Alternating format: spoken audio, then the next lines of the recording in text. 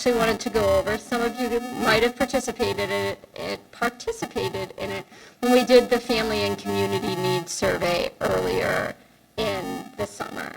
And I thought it would be really helpful to kind of report back some of the big findings that came out of that, both in what families indicated to us has been most challenging, and what families indicated to us that they would like to see from us, how Heterotaxy Connection can best support them.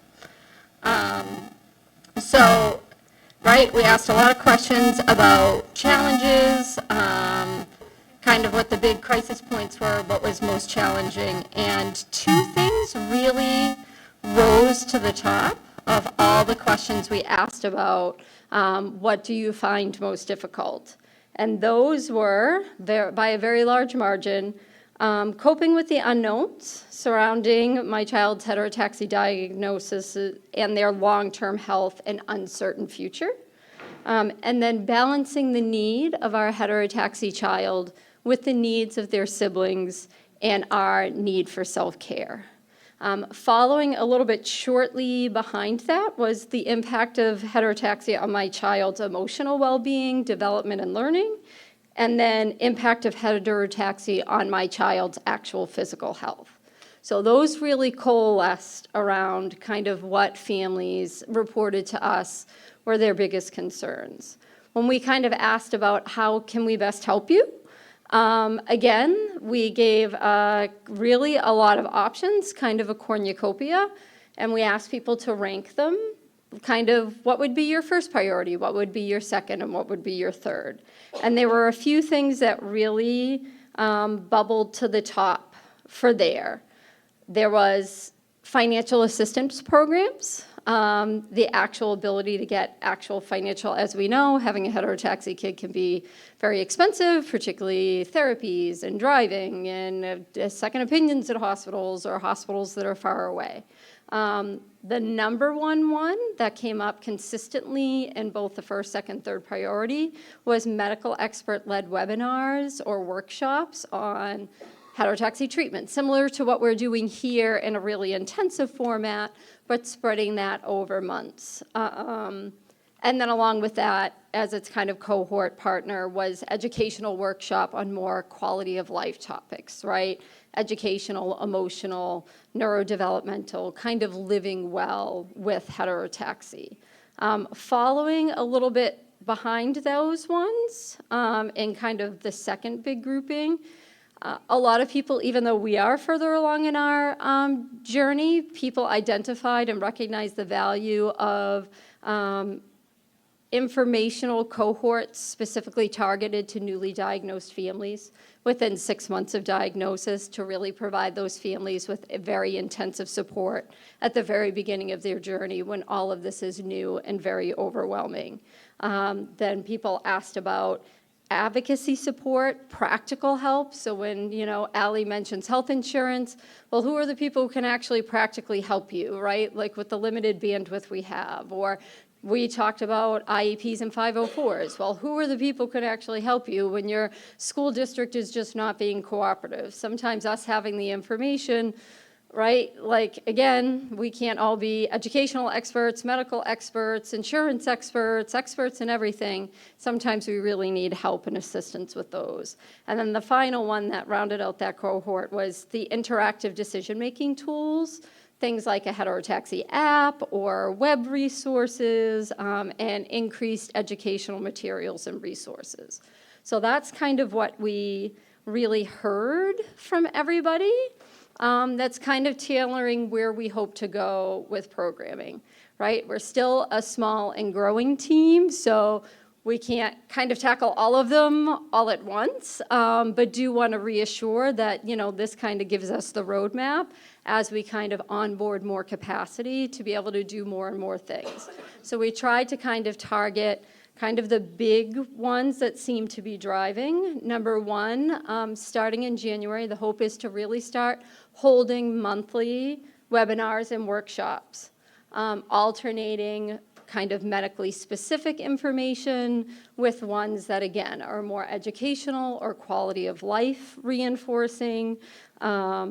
We hope to onboard that type of newly diagnosed cohort with a structured curriculum and a weekly kind of meeting period to really wrap around those new families. And we really want to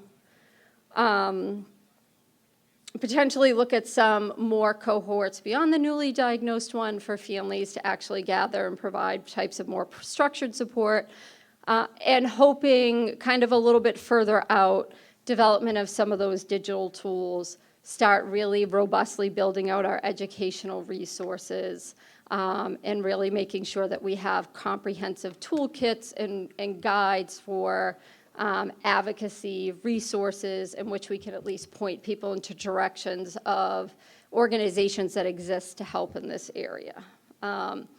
That leads to kind of how you can get involved. So if some of these people I know are sitting in this room, because I've seen the names, some of the very last questions that were asked in the survey were, are you interested?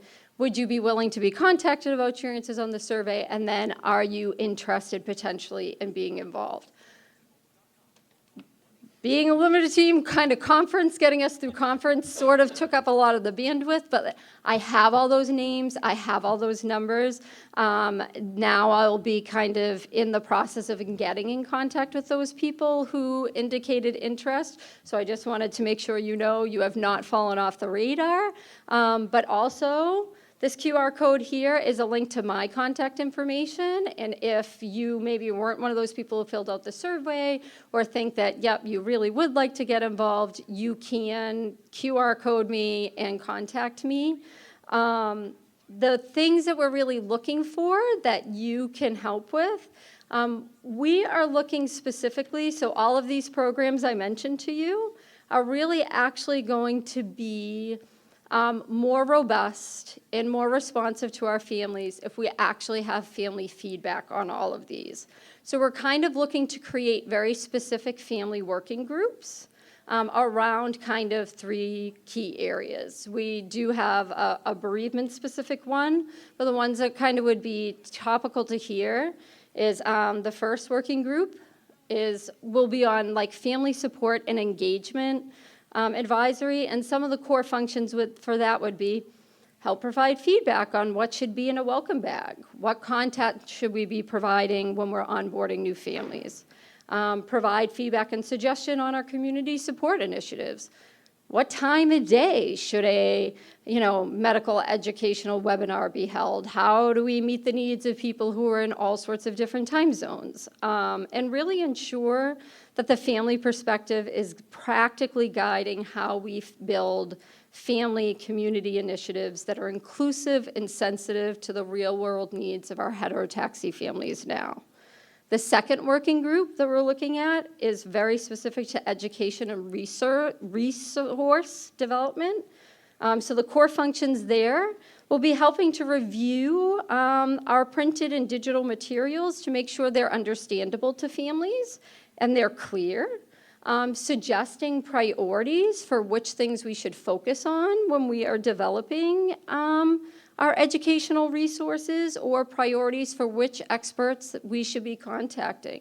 What is it that you really feel is a gap in kind of knowledge that we want to go seek somebody out to explain to our community?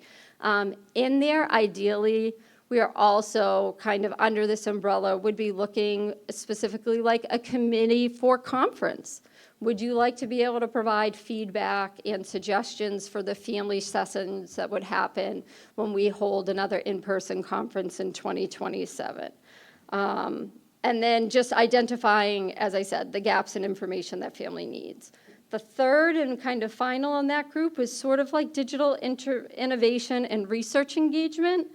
So these are people that will help provide, can you beta test an app? Can you beta test an interactive digital tool? Can you help us prioritize what features would make that more accessible and more useful to families? and then provide feedback when we come and we say, hey, there's this potential research partnership that we might have.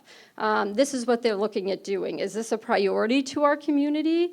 Does our community feel that this is important research? Or maybe you're identifying, actually, no, this is what we're really, if research is going in this direction, this is really where our families think that we want to go. So if you have an interest in serving on one of those working groups, we understand we have heterotaxy kids. Bandwidth is not always the greatest, right? We have multiple competing priorities. So I do promise these working groups, there will be multiple ways to engage. Ideally, there will be, virtual meetings for these, but also say you can't attend a virtual meeting. It's dinner time for your family, or somebody's got basketball, or you're in the hospital. There would be methods in which we could provide feedback on other communication platforms like Google Chat or through email, so that we're always making sure that you can be engaged at whatever level you can participate if that's something you are willing to do. So I kind of deliberately kept this a little bit brief, actually, ironically, to leave room for a few questions from anybody on this, or then we could also open it to if there are questions for Allie and Monica. But I truly am, like I said, very accessible. My email is renee@heterotaxy.org. I love, serving our families is really at the heart of why I do this work, because sharing a little bit of our story, Serafina, spent 6 to 9 months every year in a hospital for a very long time. And those were the brutal survival years. And I had nothing in my cup left to give, right? I needed to take. Those were the years that I needed somebody to pour into me. So this is my opportunity to hopefully reach back and say, you don't have to be alone. Now this gets to be our turn to pour into the families now who are in crisis or, really just need that support. So I am 100% here to help however I can be useful to you. So, yeah, here I am.